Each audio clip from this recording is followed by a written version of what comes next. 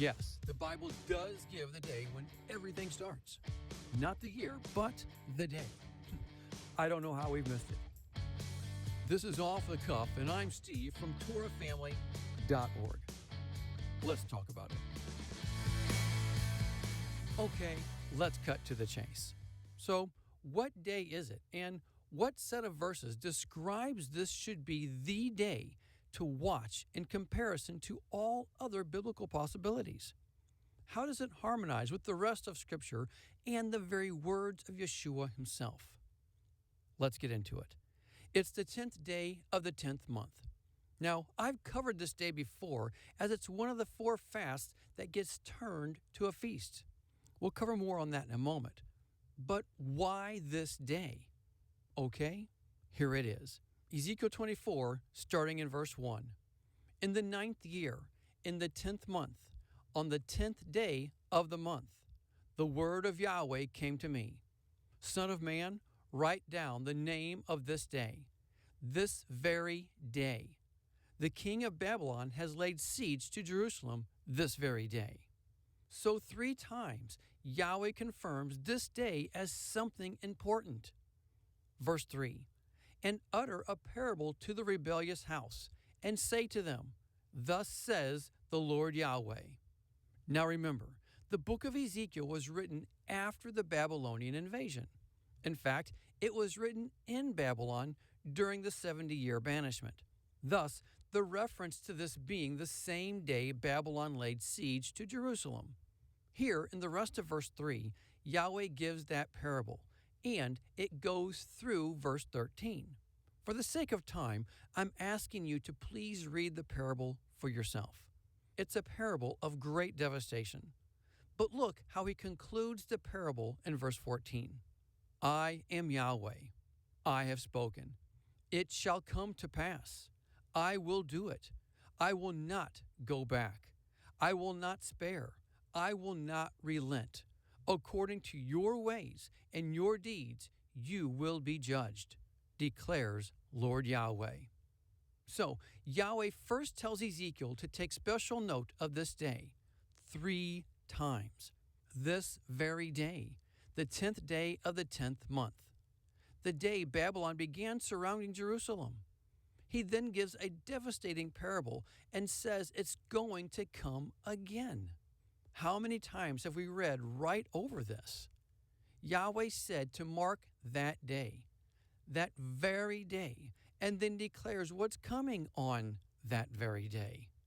Ezekiel is constantly being given elements to the end times throughout his book, devastating elements. In fact, it's in chapter 4 that I've covered multiple times, where we see Jerusalem get surrounded for 40 days.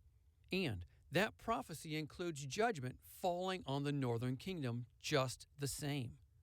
And now, here in chapter 24, Yahweh tells Ezekiel when that siege will take place, on the anniversary to the siege from Babylon, the 10th day of the 10th month.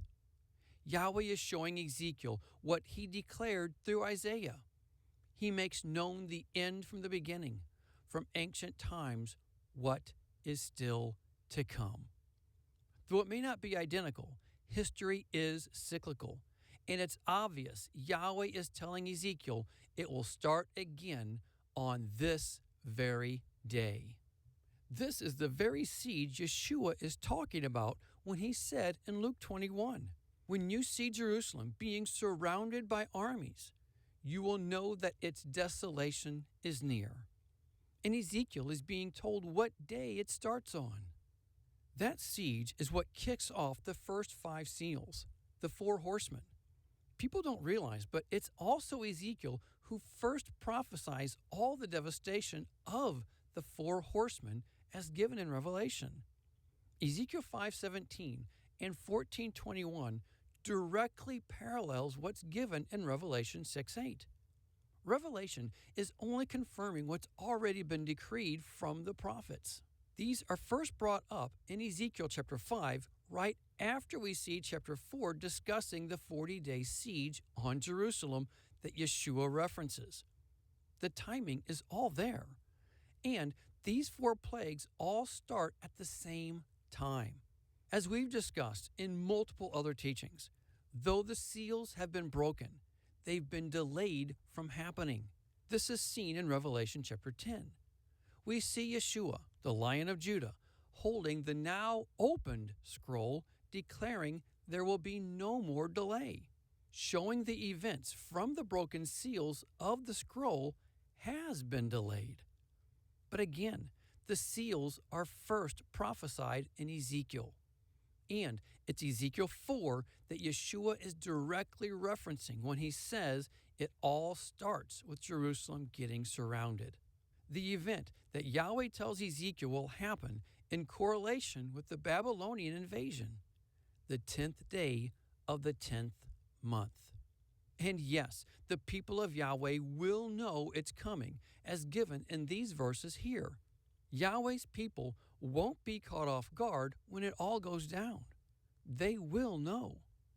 And Ezekiel 24 gives us the day, the 10th day of the 10th month, one of the 4 fasts that gets turned to a feast.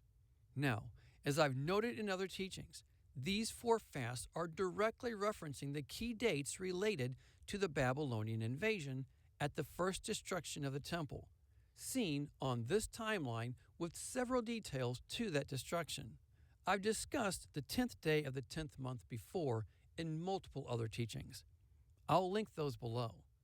But when I covered it then, like in all of our other teachings, I was simply looking at possibilities. In fact, look at what I said from our teaching, Watching for That Day. Though history shows the chronological order of events, putting the 10th month as happening first, the word from Yahweh to Zechariah has it last. This, of course, could be because that would be the natural sequence of how the months fall in a year. But it could also be because that will be the natural order for them in the end. So even here, I did acknowledge the day, but was clearly leaning to the thought that this day would find its time of being turned to a feast day at the end and not the beginning. While there's evidence in the context to the verse in Zechariah 8 showing this will be a time under Yeshua's reign, like many other texts, the modern state of Israel will use it for their purposes. On July 24th of 2023, the Temple Institute made a Facebook post saying, "The time has come to leave the mourning behind and begin in earnest to build the third and eternal holy temple." And just this year, on July 15th, in the midst of fasting for the 4th and 5th month, the Temple Institute posted this on Facebook. "Too long, Israel has mourned the destruction of the Holy Temple. The time to build is now." In a podcast they linked on that post, they said the following at the 13-minute and 54-second mark. "Now that Israel is back in the land of Israel, has sovereignty over the Temple Mount, then simply mourning isn't enough." And then, on July 30th of this year, they made a post that said, "Growing tired of the mourning? Roll up your sleeves. It's time to build." They're ready to turn the 4 fasts into feasts, and they're ready to do it now. And they'll declare it's the fulfillment of Zechariah 8, where all the fasts are turned to feasts. Now, you're probably thinking, how can the 10th day of the 10th month be the day that gets turned into a feast if it's the day judgment begins? Actually, it's quite simple. Remember, Yeshua gives 2 reasons for those living in Jerusalem to flee: seeing the abomination that causes desolation, as seen here in Mark chapter 13, verse 14, and seeing the armies that surround Jerusalem, as seen here in Luke chapter 21, verse 20. The abomination of desolation will be what the modern state of Israel will rejoice over, and it will also be the very reason why Jerusalem gets surrounded. Thus the words of Paul when he said in 1 Thessalonians chapter 5, "While people are saying peace and safety, destruction will come on them suddenly, as labor pains on a pregnant woman, and they will not escape. Paul knew Yeshua said the first thing to be seen was the abomination of desolation, and he knew that would be the cause of Jerusalem being surrounded. Thus, his words, while people are saying peace and safety, destruction will come on them suddenly. And in their mind's eye, when the ark comes out, that will be the cause of peace and safety for them. But when they begin the sacrifices, it will turn right around and be the beginning of their judgment. So yes, the 10th day of the 10th month will be turned to a feast day. And because of that, Jerusalem will be surrounded.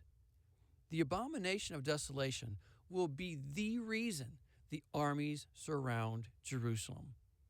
As many of you know from our previous teachings, I believe the abomination of desolation will be the Ark of the Covenant and or the sacrificial system being reinstated. One or both of these will be the reason the 40-day siege on Jerusalem takes place. I believe it's very possible the ark comes out first, and then that will be what ignites the passion into action to set up the sacrificial system again, thus causing Jerusalem to be surrounded as prophesied through Ezekiel 4. These 40 days will conclude with Jerusalem being invaded.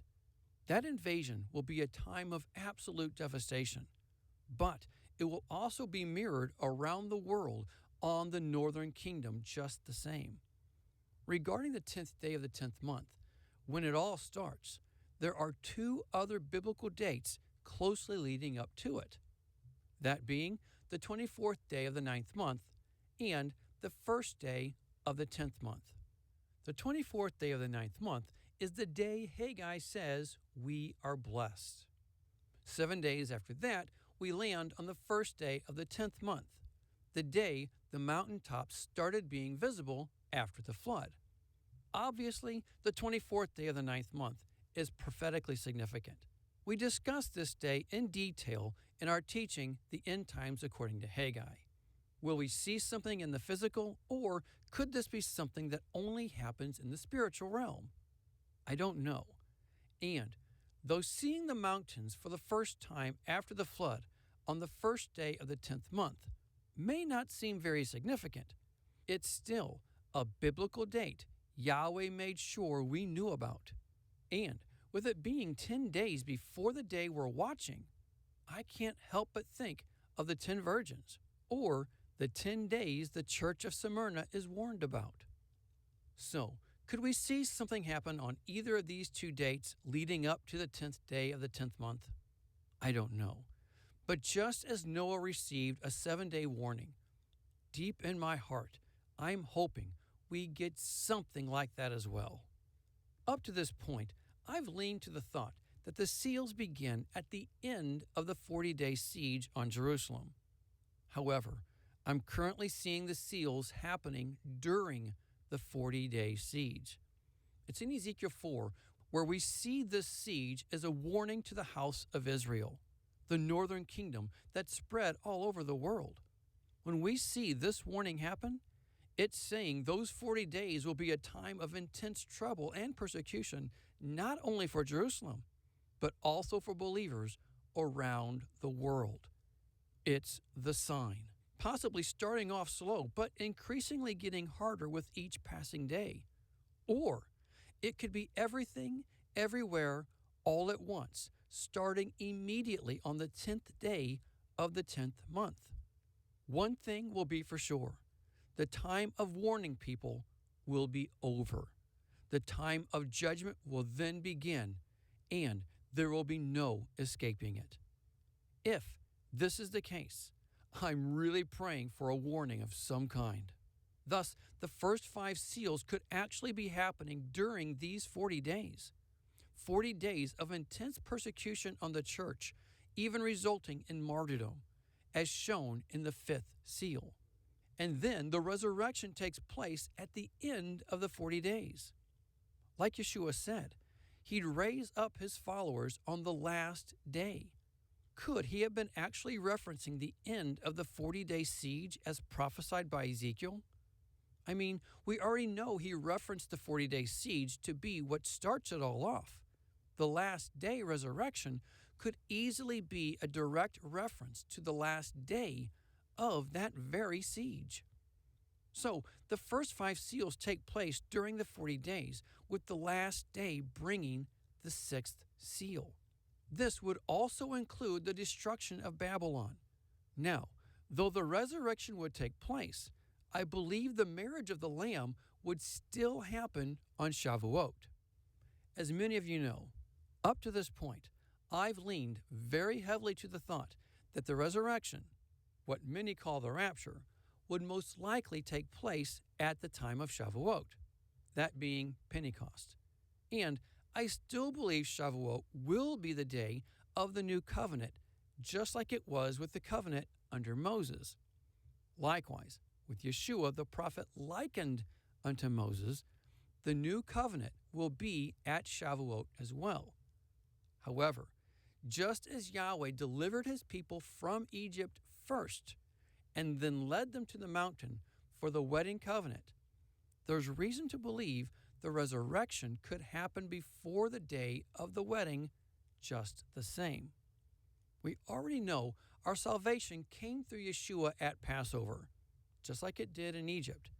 So, the resurrection could still happen well before Shavuot.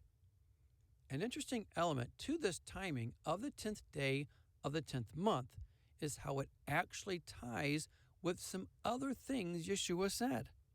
Things like, pray that your flight will not take place in winter or on the Sabbath, as given in Matthew 24. Well, the 10th month is in the winter, and the 40-day siege would end in the 11th month, which is the month of Shabbat. As noted in our teaching, Understanding the Winter or the Sabbath, the Hebrew word for Sabbath is Shabbat. So, Yeshua could have been discussing the month of Shabbat and not the day of Shabbat. Also, when Yeshua was carrying his cross on the way to be crucified, we see him saying, "For if men do these things when the tree is green, what will happen when it is dry?" Well, trees are only dry in the winter. And notice the verse right before. It says, "Then they will say to the mountains, 'Fall on us,' and to the hills, 'Cover us.'" What does this sound like? You guessed it, the 6th seal in Revelation 6. The time we see the kings and generals and so many others hide in caves and say, "Fall on us and hide us from the face of him who sits on the throne and from the wrath of the Lamb." It's a direct parallel, and Yeshua gives the timing to be in the winter. And that would be the day of the 6th seal, the day of the great earthquake, the day Babylon is destroyed at the end of the 40 days so the Antichrist can begin his rule over all the world. This is seen here in Revelation chapter 7.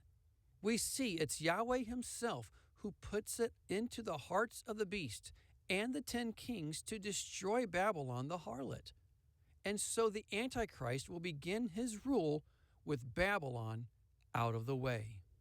But it all starts on the 10th day of the 10th month, as Yahweh gave to Ezekiel in chapter 24, making history repeat again as prophesied through Isaiah. The 4 horsemen will begin riding that day. Exactly how we missed this, I don't know. But I believe this is something we need to start watching. Well, that's all I have. Think about it. Pray about it. But more than anything, be a doer of the word and not a hearer only. Until next time, shalom.